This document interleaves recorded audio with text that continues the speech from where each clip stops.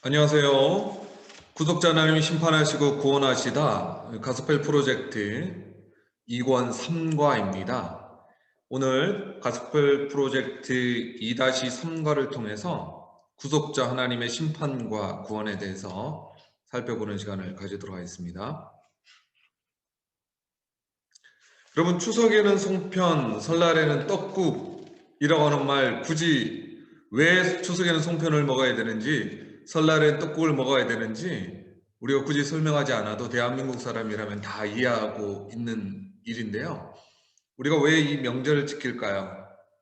설날에는 우리가 떡국을 먹으면서 우리가 한 살 더 먹었다, 이렇게 서로 덕담도 하고 세배도 하고 그러지 않습니까?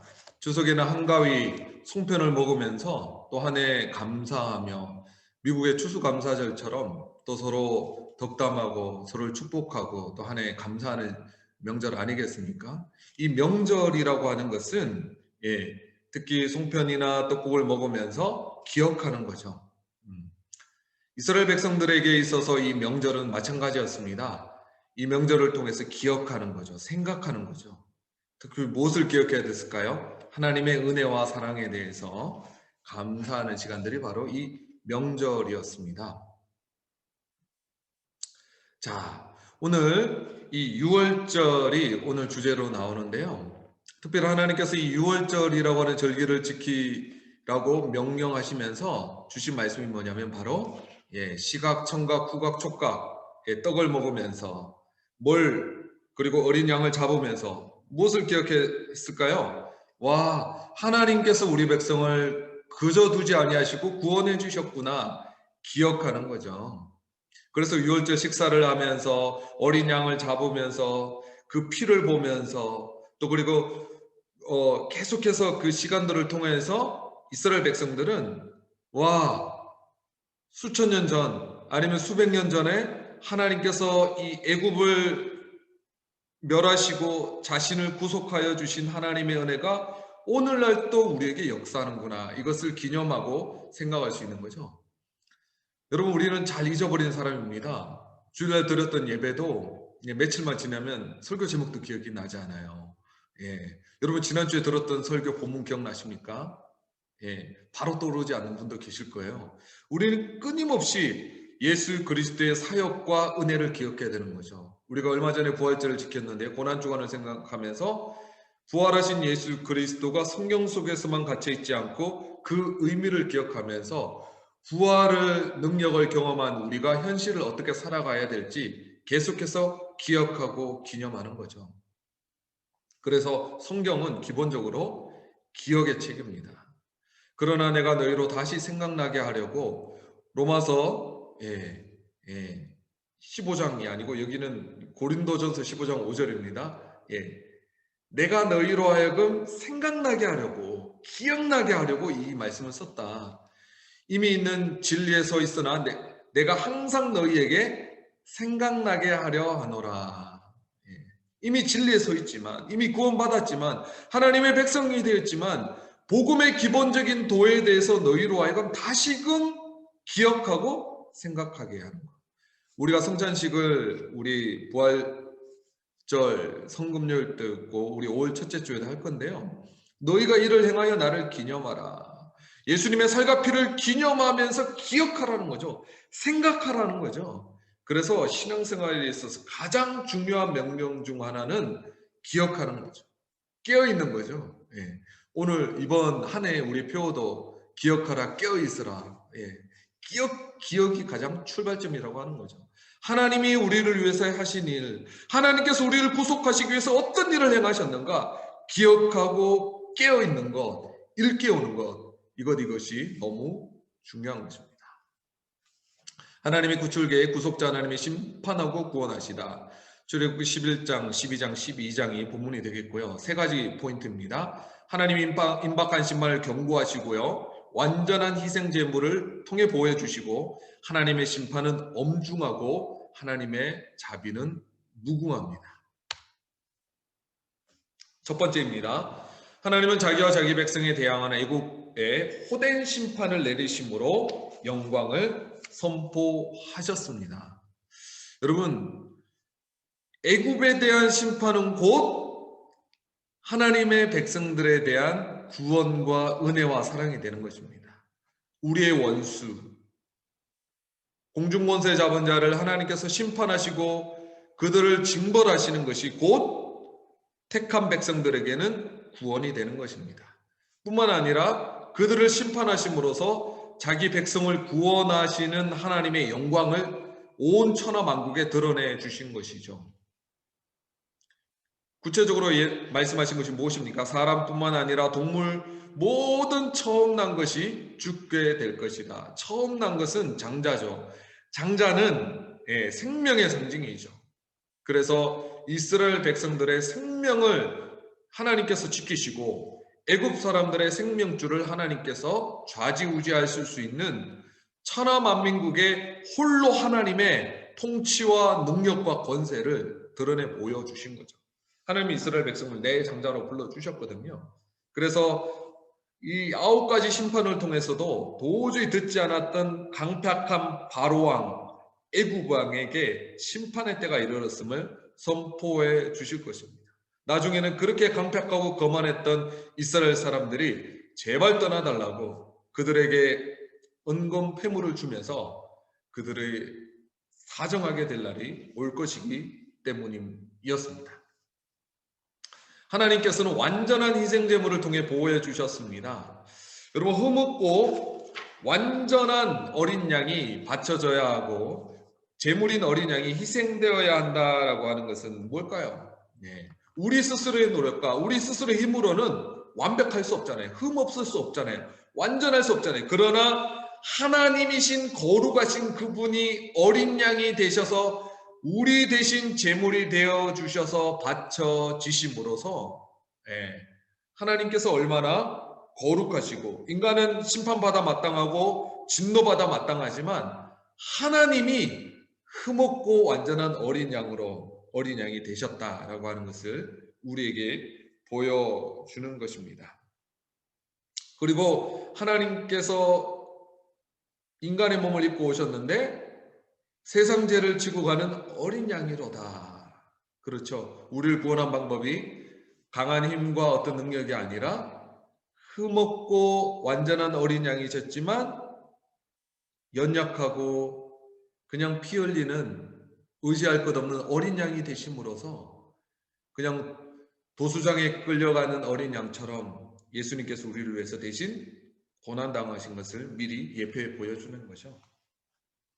그리고 유교병이 아닌 무교병, 그러니까 부풀린 떡이 아니라 무교병, 그저 그냥 떡을 그냥 구워낸 거죠. 그리고 특정 방식으로 옷을 입는다라고 하는 것은 어떻게든 너희들이 떠날 준비를 하라고 한 거죠. 그러니까 무엇일까요? 너희들이 얼마나 이스라엘 백성들이 그 애굽에 종살이 하면서 그들이 곧 그날 밤에 하나님의 그 천사가 그들의 모든 첫 번째 난 장자들을 다 치고 난 다음에 그들이 그런 방식으로 유교병이 아니라 무교병을 먹고 곧 떠날 준비를 하면서 하나님의 구원이 곧 이루어졌기 때문에 바로 떠나야만 했잖아요. 그때를 정확히 기억하라라고 하는 거죠.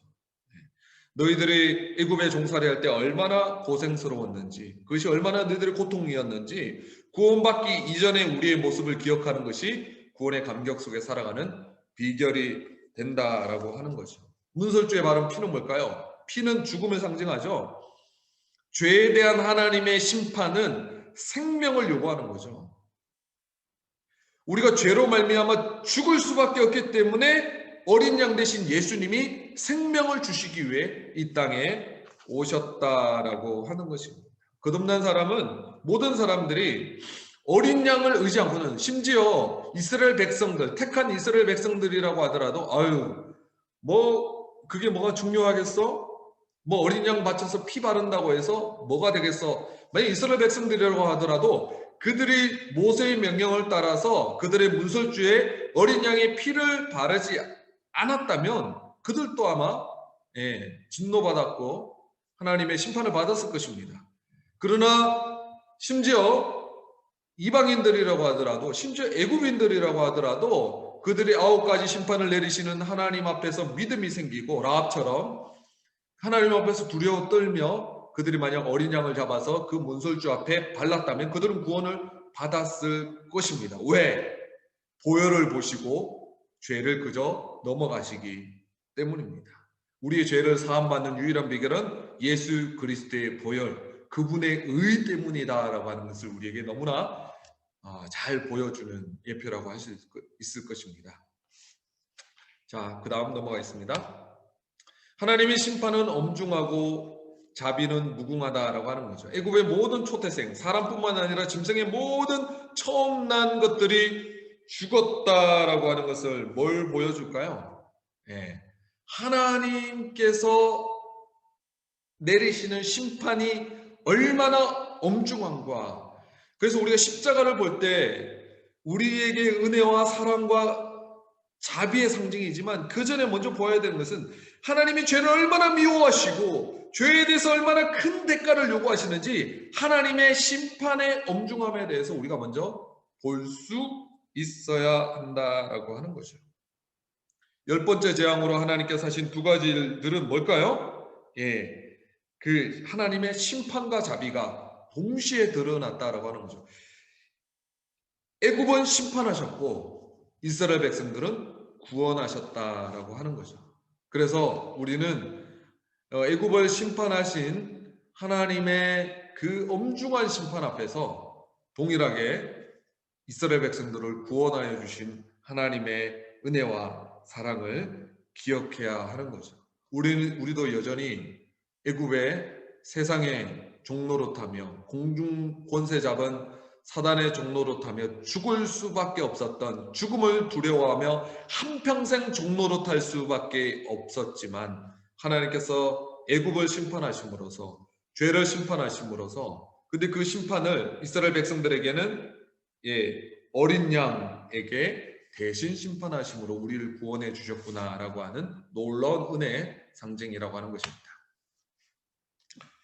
6월절이 우리에게 주는 교훈은 무엇일까요? 참된 자유는 세상 죄를 짊어지신 하나님의 어린 양 예수 그리스도, 그분의 피를 문설주에 바른 자, 그분의 피를 우리의 심령 가운데 믿고 영접하는 자, 그분의 피를 의지하는 자에게 죄로부터, 세상으로부터의 자유가 주어진다라고 하는 거죠. 그래서 우리는 어떻게 되겠습니까?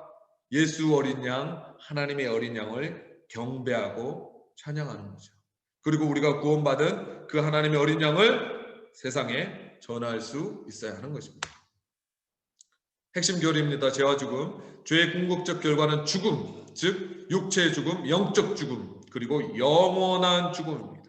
에덴 동산에 일어난 타락의 결과로 주어진 죽음은 육체의 죽음뿐만 아니라 하나님과의 분리를 뜻하는 영적 죽음까지도 포함한다라고 하는 것입니다. 사실 우리는 육체의 죽음이 아니라 영적 죽음을 두려워하는 거죠. 그러나 구원받은 우리 하나님의 백성들은 영적으로 죽지 않죠. 하나님과 연합되었고 하나님 관계가 회복되었기 때문에 우리는 두려워할 필요가 없는 것입니다. 그리스도의 구속의 은혜를 받지 못하고 죽은 사람은 영적으로 죽은 자로 영원한 형벌 가운데 영원한 죽음을 당하게 될 것입니다. 이것이 그들의 운명이기 때문에 우리는 그들에게 복음을 전해야 하는 것입니다. 과연 그리스도께서는 우리 죄를 위해 제물로 죽으셨으며 제사장으로서 자기 피를 속죄소에 뿌리셨습니다. 과연 그리스도께서는 우리의 죄를 위해서 제물이 되어 주심으로 죽으셨으며 제사장으로 자기의 피를 속죄소에 뿌리신 것입니다. 결론입니다. 하나님의 백성이 심판을 면하도록 흠없는 어린 양이 희생되었던 것처럼 예수 그리스도는 하나님의 진노에서 우리를 보호하기 위해 희생되신 유월절 어린 양이 되십니다. 하나님이 인간에게 죄의 심판에 대해서 계속해서 바로 심판하지 아니하시고 10가지 심판을 통해서 기회를 주신 거죠. 어떻게 보면 애굽 백성들에게 돌이킬 수 있는 기회를 주신 거죠. 우리를 위해서 피 흘리신 예수님 안에 있는 구원과 보호하심이 있음을 우리가 어떻게 전해야 될지 한번 생각해 보시기 바랍니다. 하나님의 엄중한 심판과 무궁한 자비는 우리의 삶의 방식을 어떻게 바꾸고 영향을 줄까요? 이런 것들을 생각해 보셨으면 좋겠습니다. 오늘 강의는 여기서 마무리하도록 하겠습니다.